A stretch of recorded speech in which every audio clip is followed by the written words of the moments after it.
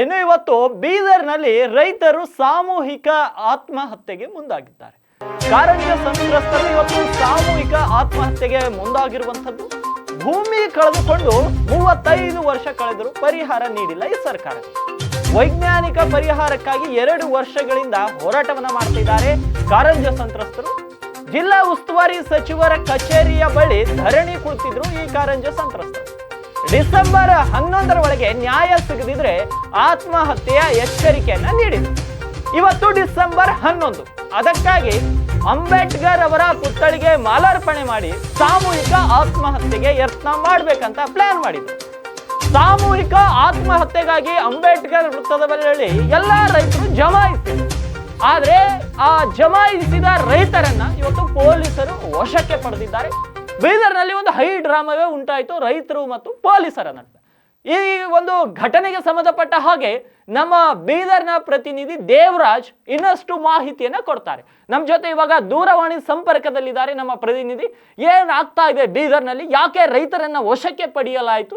ಯಾಕೆ ಇದೇ ದಿನದಂದು ರೈತರು ಈ ರೀತಿ ಆತ್ಮಹತ್ಯೆ ಮಾಡ್ಕೊಳ್ಳಿಕ್ಕೆ ಮುಂದಾದ್ರು? ವಶಕ್ಕೆ ಪಡೆದಂತ ರೈತರನ್ನ ಎಲ್ಲಿ ಕೊಂಡೊಯ್ಯಲಾಗ್ತಾ ಇದೆ? ಎಲ್ಲ ಅಪ್ಡೇಟ್ಸ್ ಅನ್ನ ನಮ್ಮ ಪ್ರತಿನಿಧಿ ದೇವರಾಜ್ ಕೊಡ್ತಾರೆ. ಎಸ್ ಹನುಮಂತ್, ಏನು ಕಾರಂಜ ಸಂತ್ರಸ್ತರು ಕಳೆದ 2 ವರ್ಷಗಳಿಂದ ಜಿಲ್ಲಾ ಉಸ್ತುವಾರಿ ಸಚಿವರ ಕಚೇರಿ ಮುಂದೆ ಪ್ರತಿಭಟನೆ ಅಥವಾ ಧರಣಿಯನ್ನು ಕೂತಿದ್ರು. ಇವತ್ತು ಅವರ ಆಕ್ರೋಶ ಹೆಚ್ಚಾಗಿದೆ ಅಂತಲೇ ಹೇಳ್ಬೋದು.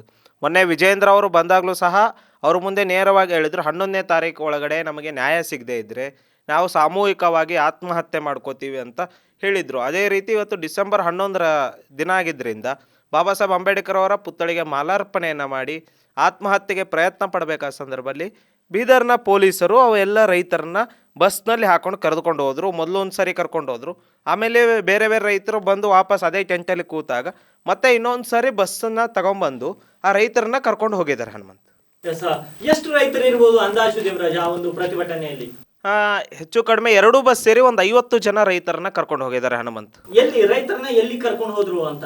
ಅವ್ರನ್ನ ಮೈಲಾರ್ ಜಾತ್ರೆಗೆ, ನವದಗಿರಿ ಜಾತ್ರೆಗೆ ಅಂತ ಹೇಳ್ತಿದ್ದಾರೆ ಪೊಲೀಸರು, ಆದರೆ ಸ್ಪಷ್ಟವಾಗಿ ಹೇಳ್ತಿಲ್ಲ. ಬೀದರ್ ಜಿಲ್ಲೆ ಭಾಲ್ಕಿ ತಾಲೂಕಿನ ಜಾತ್ರೆಗಳಿಗೆ ಕರ್ಕೊಂಡು ಹೋಗಿದ್ದಾರೆ, ಅಲ್ಲಿ ಸುತ್ತಾಡಿಸ್ತಿದ್ದಾರೆ ಅನ್ನೋ ಮಾಹಿತಿ ಇದೆ.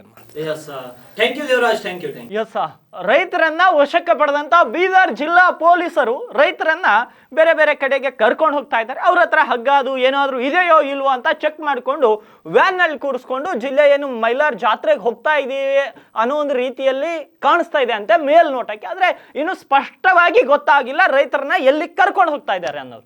ಆದ್ರೆ ಡಿಸೆಂಬರ್ 11 ಅವ್ರು ಗಡುವನ್ನ ಕೊಟ್ಟಿದ್ರು, ನಮಗೆ ನ್ಯಾಯ ಸಿಗದೆ ಇದ್ದಲ್ಲಿ ನಾವು ಸಾಮೂಹಿಕವಾಗಿ ಆತ್ಮಹತ್ಯೆಯನ್ನ ಮಾಡ್ಕೋತೀವಂತ. ಆದ್ರೆ ಸರ್ಕಾರ ಈಗಲಾದ್ರೂ ಎಚ್ಚೆತ್ತುಕೊಳ್ಳುತ್ತಾ ಅನ್ನೋದನ್ನ ಕಾದ್ ನೋಡ್ಬೇಕು. ಸರ್ಕಾರ ಎಚ್ಚೆತ್ತುಕೊಂಡು ಅಧಿವೇಶನ ನಡೀತಾ ಇದೆ. ನಾಳೆ ಇನ್ನು ಮುಂಜಾನೆ ಅಧಿವೇಶನ ಶುರುವಾಗುತ್ತೆ. ಅಧಿವೇಶನದಲ್ಲಿ ಉತ್ತರ ಕರ್ನಾಟಕದಲ್ಲೇ ಅಧಿವೇಶನ ನಡೀತಿರೋದ್ರಿಂದ ಈ ಒಂದು ರೈತರ ಸಮಸ್ಯೆಗೆ ಪರಿಹಾರ ಸಿಗುತ್ತಾ ಅನ್ನೋದನ್ನ ಕಾದು ನೋಡ್ಬೇಕಾಗಿದೆ.